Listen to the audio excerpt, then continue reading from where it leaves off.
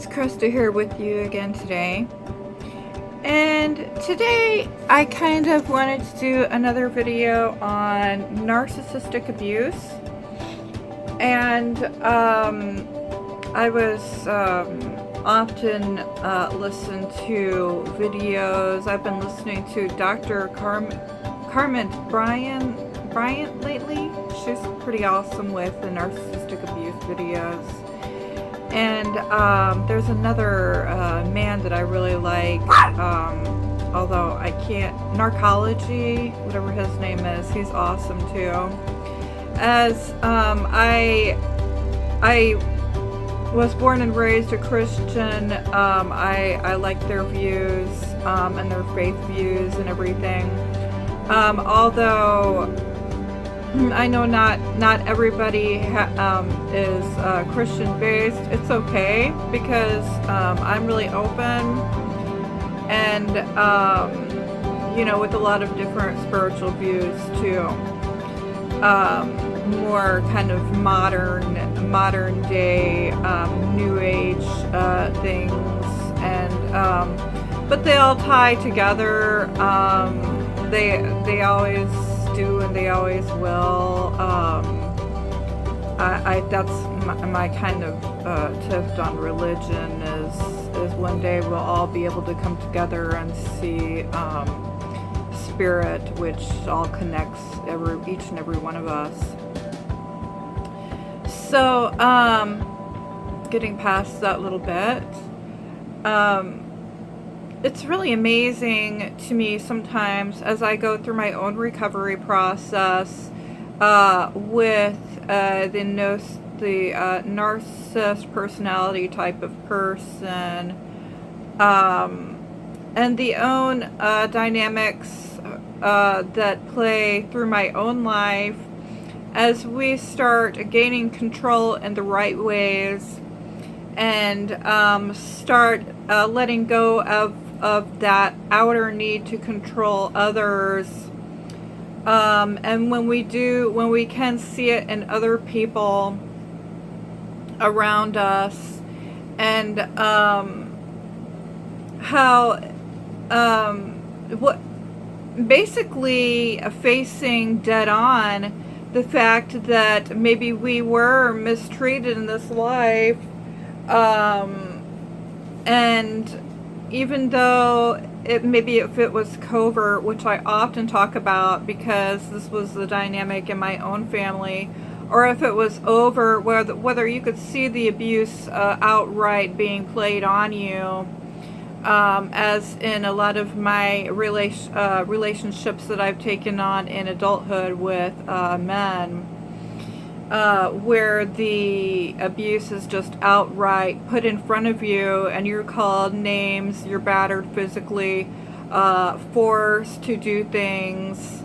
either sexually or you're just made to work or talk to a person a certain way or shut your mouth or whatever it is, and made to just let them treat you however they want to, whether if it's punishing you yet again for another crime you've committed against their terms of what should be a certain way, even though when that way doesn't really make much sense at all. Whether you're either with a narcissist or an addict,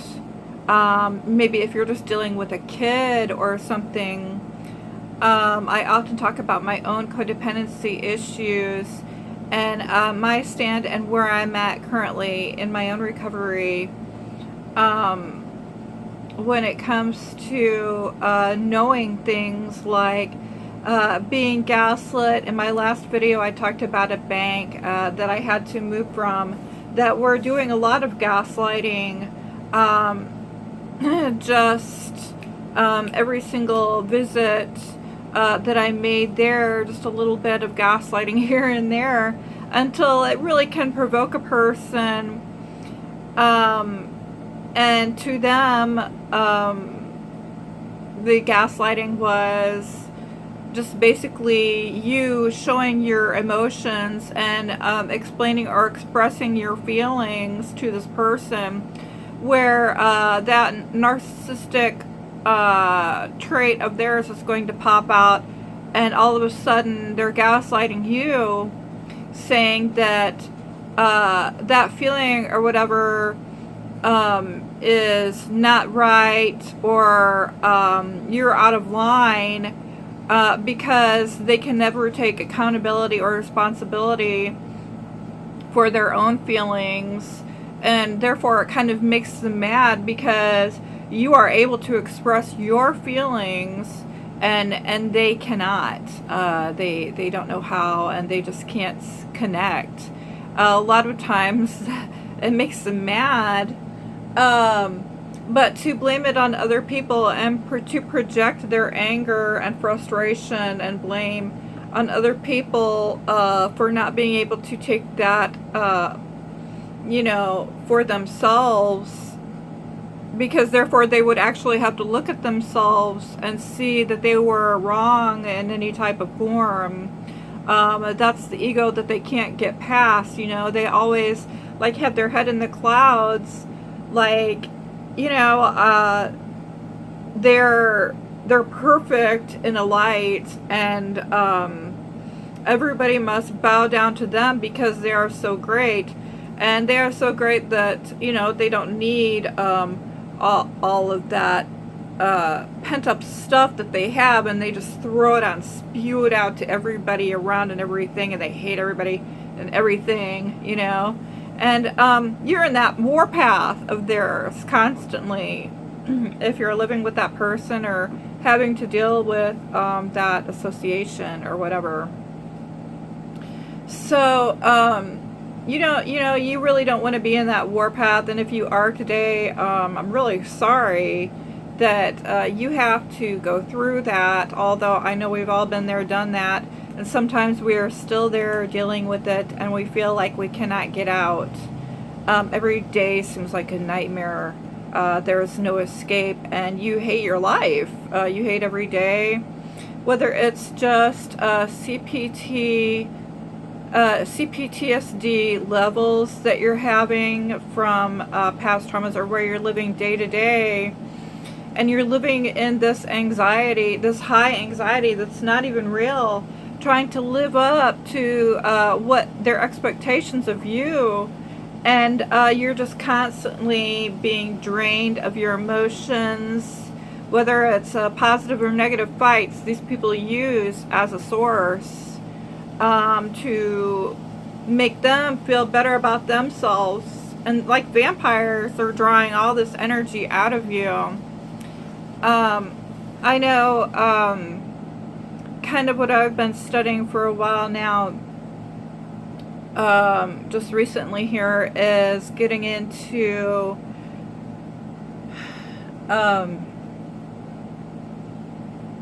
the hijacking of another person, and observing some of the ways that they can use to hoover you back and keep you in this relationship and this dynamic,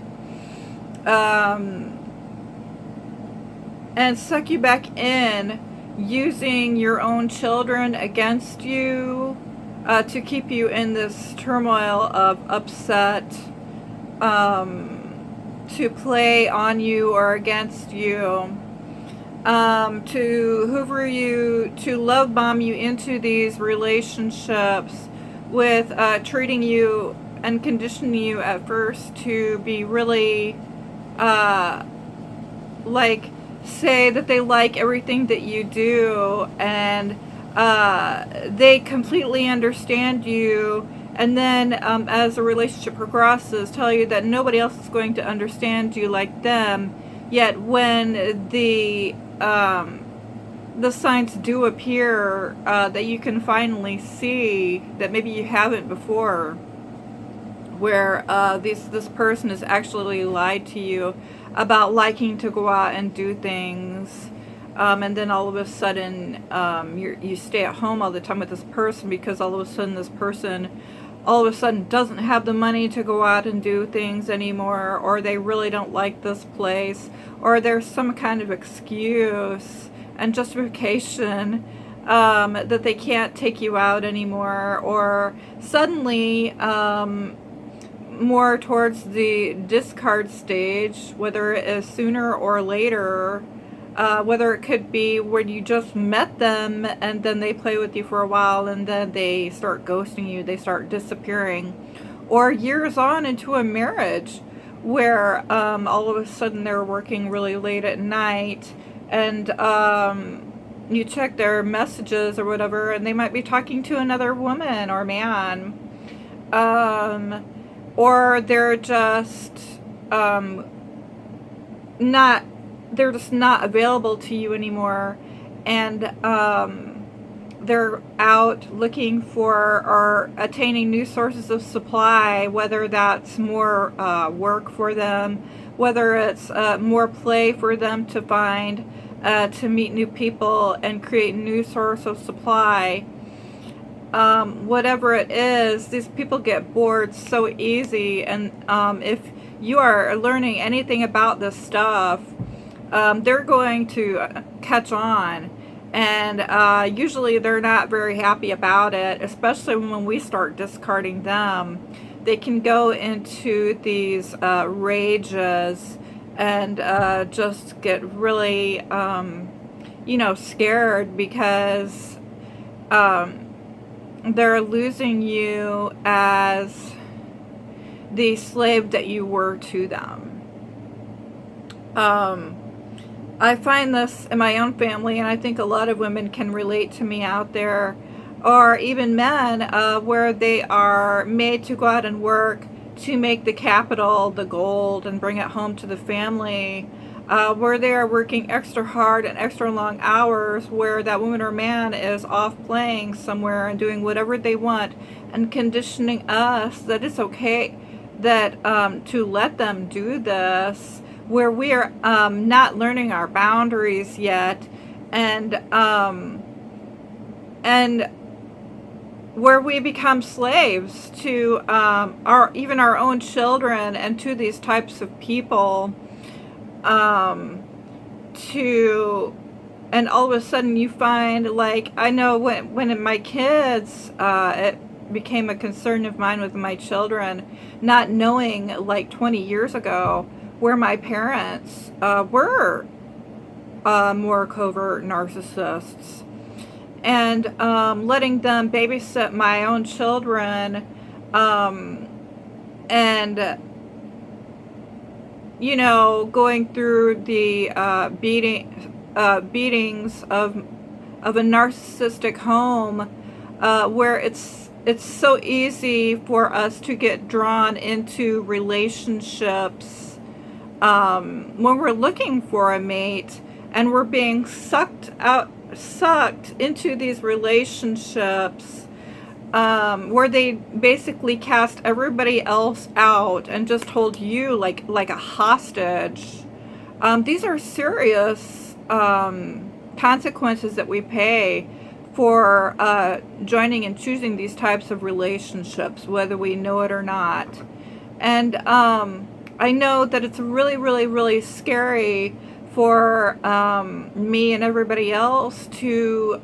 even begin to realize the types that we're dealing with, or how to carefully deal and maneuver through these situations, and how to handle these people as we start moving to a safer, clearer path for ourselves.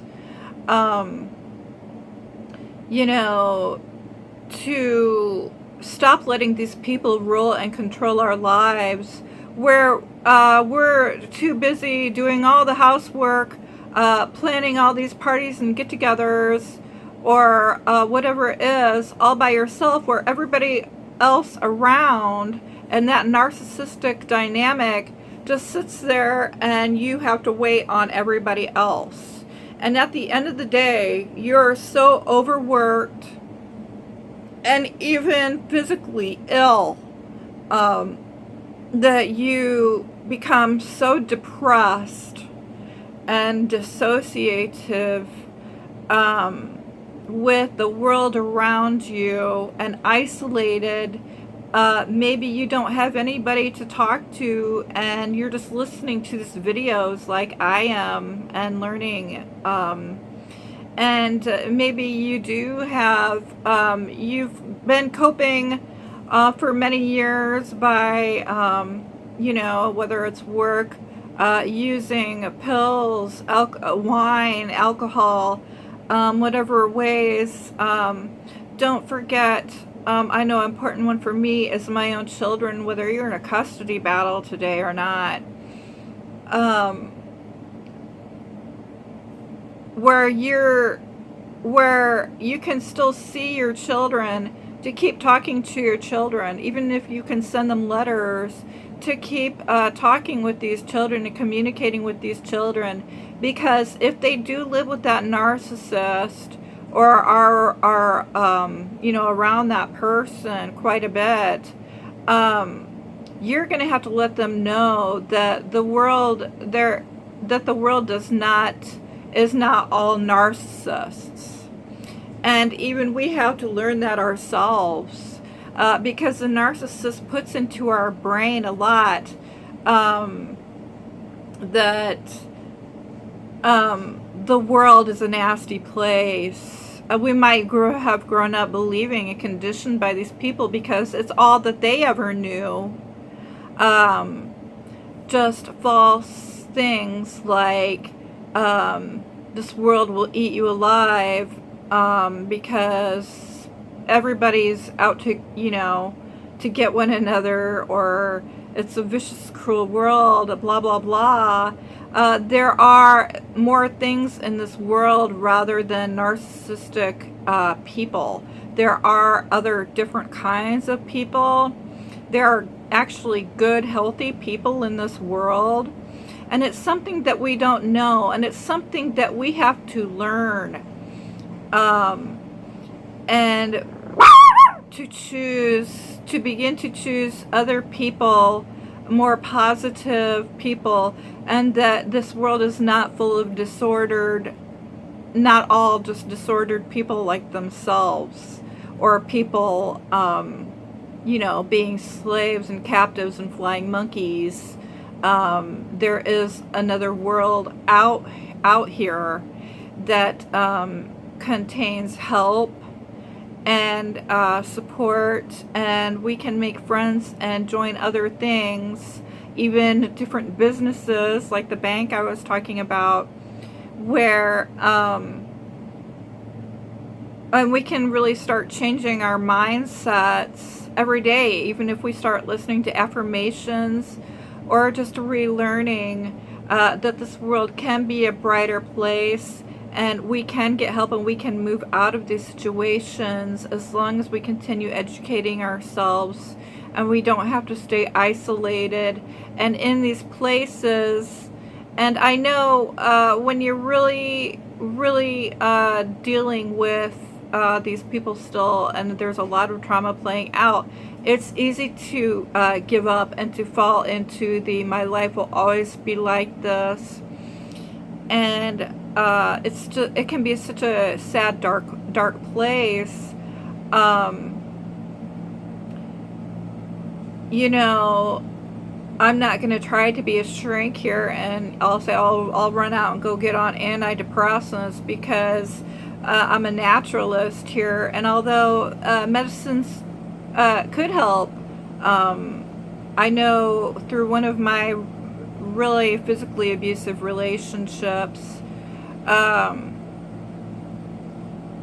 I did have to get on an antidepressant for a while, because it can really put a dark cloud over your world. But when I finally escaped and went back home, even though I did have to deal with my narcissistic family again, I created another job during that time around the area that I lived, and got out of a dark world where I was an exotic dancer, and you know, that lineage of, you know, where sex trafficking was really profound, and a lot of women in there were doing even more than just strip teasing. So it really kind of opened my eyes to all these women that were, you know, kind of in the same boat. And it's really just was an eye-opener for me to understand, even with just a little bit of background back then, with a domestic abuse group I joined for a few months, that I went in there and at least could stand my ground a little bit, and even to teach other women in there to stand up for themselves,